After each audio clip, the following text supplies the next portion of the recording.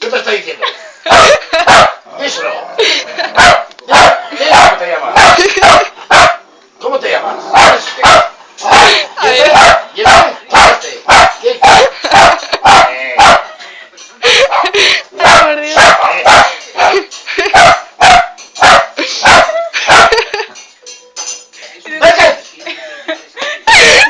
Ay, soy...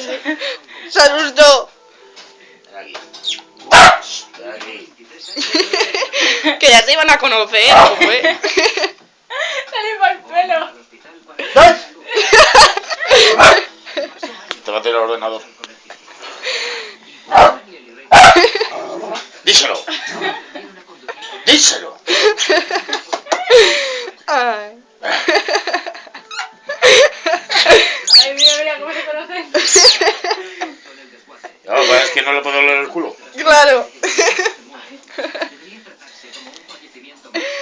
Ay. Estamos en la misma situación, porque ha llegado el momento de despedirse de un miembro muy especial de la familia. ¡Afro! ¿Me lo tiras todo? Nuestro viejo coche de presión. Venga, va. Venga, vamos. Vamos.